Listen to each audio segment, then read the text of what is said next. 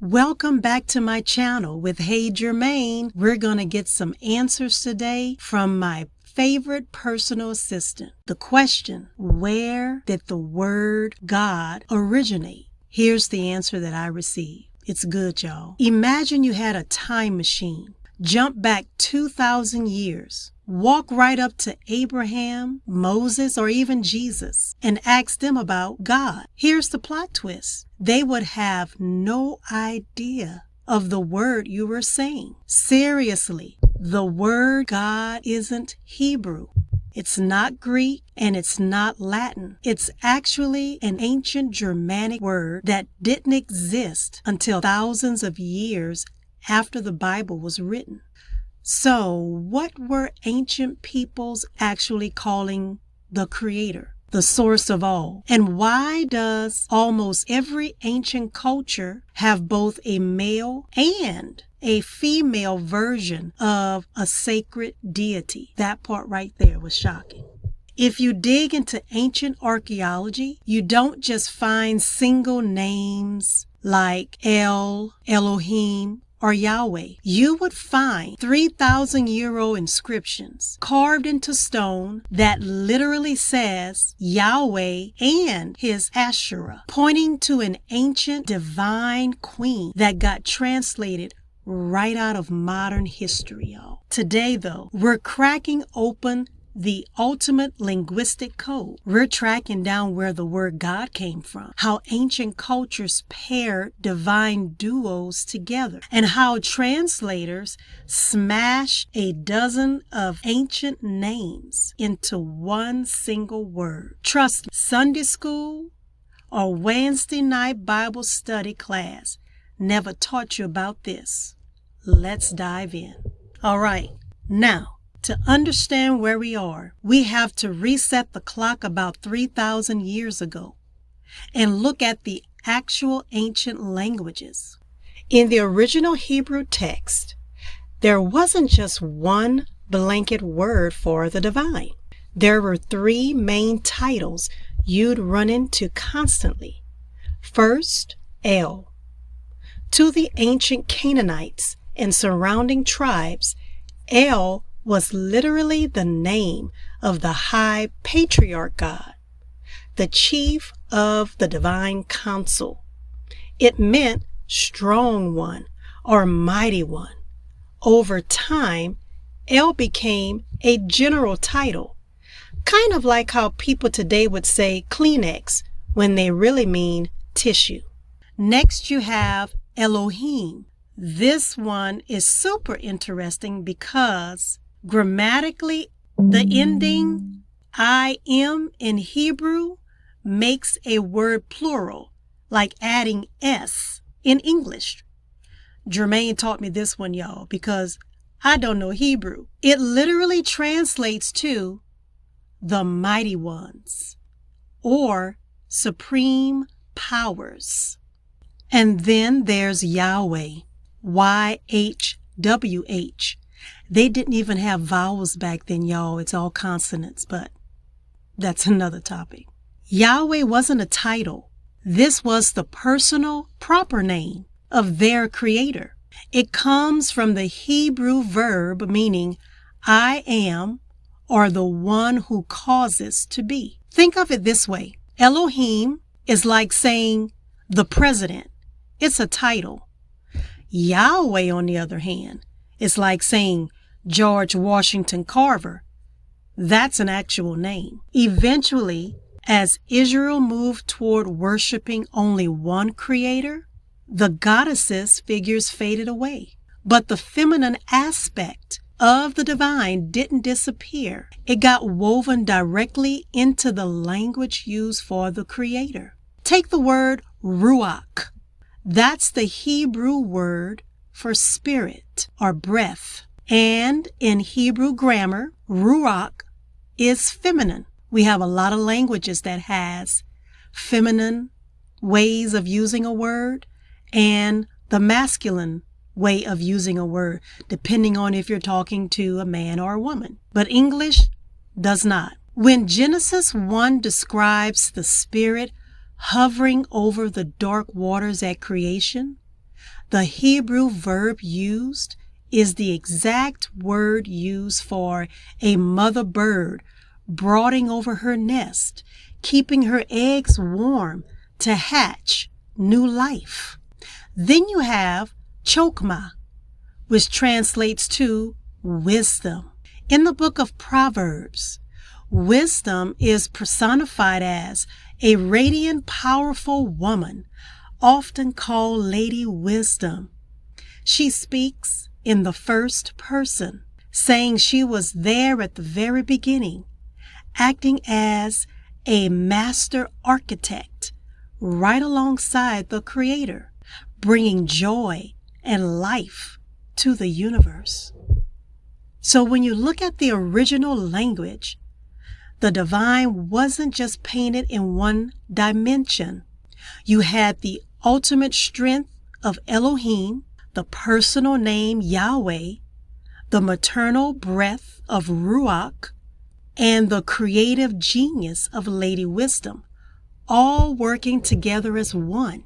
So if the original ancient text were packed with all these rich Hebrew titles, how on earth did we end up using one single three-letter English word for everything?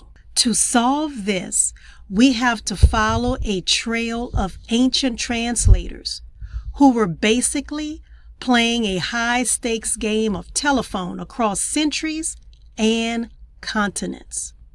First, the Hebrew Bible was translated into Greek around 200 BCE. The Greek translators looked at Hebrew titles like Elohim and translated them using the Greek word theos, which was the general Greek word for a deity, like Zeus. Then came Latin, where theos became deus. Every time the Bible crossed a language border, the specific, nuanced Hebrew titles got simplified down into whatever generic word that culture used for the divine power. Let's fast forward to the 300s CE, about 1700 years ago. Christian missionaries started moving into Northern Europe to colonize ancient Germanic and Norse tribes. But these tribes didn't speak Latin or Greek, and they certainly didn't speak Hebrew. Those people spoke early Germanic dialects, and their language, they had a word used to describe their own deities and burial grounds and unseen divine forces. That word was Guda. Now, I may be mispronouncing, so bear with me. You see the spelling on the screen. Originally, Guda didn't mean a personal creator. It wasn't even male or female. It was neutral. It literally meant that which is invoked or the thing poured out to, referencing their liquid sacrifices. They're pouring out something to their creator, to their deities. Before Christian missionaries showed up, what did those northern Germanic tribes actually believe in? Just like the ancient Near East, the Germanic and Norse peoples didn't worship a single isolated deity. Their universe was powered by divine duos as well, where a male and female deity shared control over nature, war, and life. For example, you had Odin, the wise father of war and magic, paired with his wife Frigg, the powerful goddess of foresight, motherhood, and the sky. To these tribes, their female deities weren't secondary. They were essential forces holding the natural world together. Early on, some conversions were peaceful and voluntary through what historians call syncretism, which is a blending of traditions and cultures together. The missionaries realized that they couldn't just come in and wipe out local customs overnight. So they adapted. They looked at the pagan winter solstice festivals like Yule and said, hey, let's celebrate Christ's birth right here instead. They took sacred wells and dedicated them to Christian saints.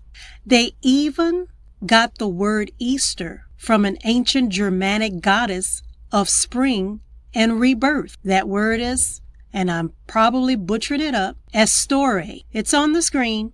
Missionaries also targeted tribal kings and chieftains first. They convinced rulers that accepting the new religion, Christianity, would bring powerful trade alliances with southern empires like Rome, as well as literacy, legal system, and central political authority. Once the king converted, his entire tribe was expected to follow. So, how do we end up using the word God instead of the original ancient Hebrew names?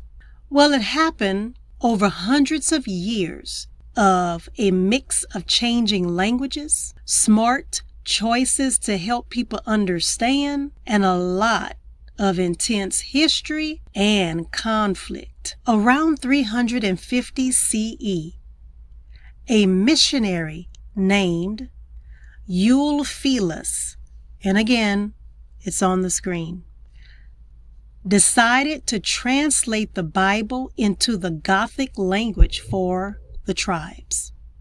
When he reached the Greek word theos, he needed a local word that the Germanic tribes would understand. So he grabbed their familiar word Guda, tweaked it slightly, and flipped it from it to he. Over centuries, as early Germanic evolved into Old English, Guda became God. When English Bibles were printed centuries later, translators decided to make things simple for readers. Instead of keeping the original Hebrew names, they created a translation code. Whenever the original text said Elohim, they printed God. And whenever it said Yahweh, they printed Lord in all capital letters. And just like that, a word originally used by Northern European tribes for their offerings became the main word millions of people use today. So we've seen how ancient languages like Hebrew had a rich, built-in feminine imagery. From the breath of Ruach to the creative genius of Lady Wisdom. But that brings up another question that I had to ask Jermaine. Why did all of that disappear when translators switched to the Germanic word God? Part of it was simple grammar. When early translators translated the Bible into Germanic languages, they took the word Guda, which was originally neutral, meaning that which is invoked or poured out, and intentionally changed it to masculine, he. By doing that, every time a reader opened an English Bible or Germanic Bible, the divine was framed exclusively as male. The feminine breath of Ruach became the Holy Spirit, often referred to as he.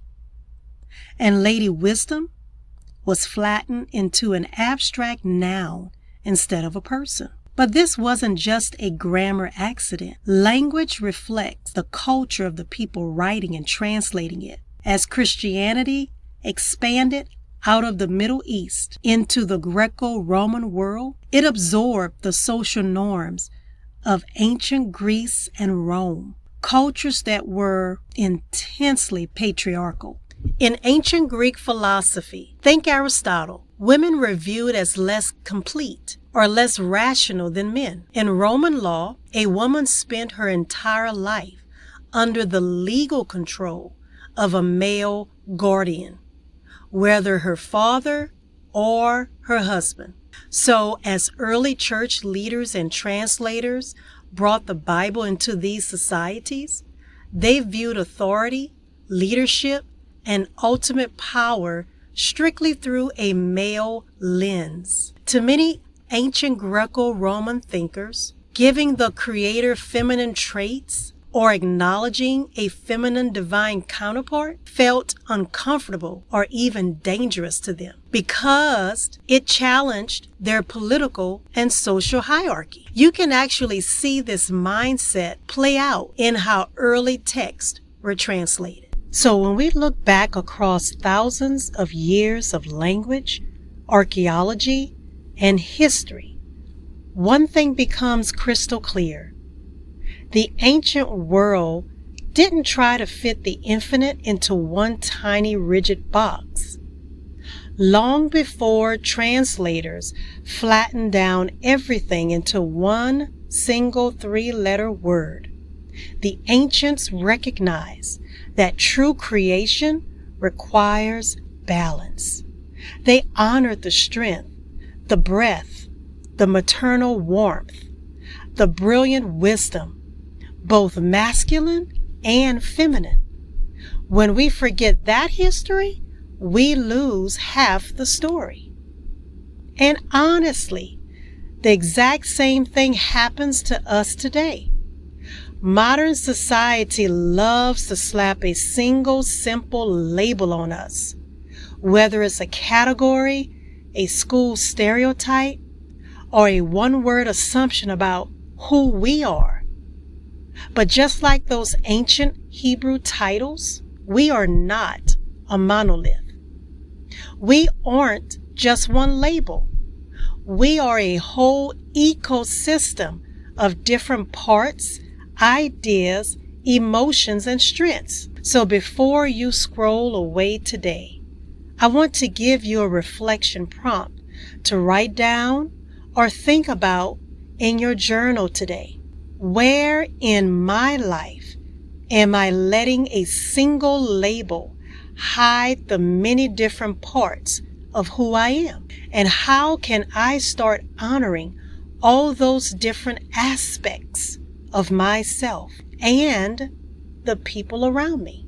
When we realize how complex and multi-layered our history is, it changes how we see each other. Stop shrinking other people down to fit into your comfort zone or force them to change just to match your current understanding. Be curious, be kind, learn from one another's unique stories instead of judging them. If this history deep dive conversation that I've had with Hey Jermaine opened up a new perspective for you today, hit that like button, subscribe to join our community. Until next time, honor every part of who you are, stay curious, and keep learning.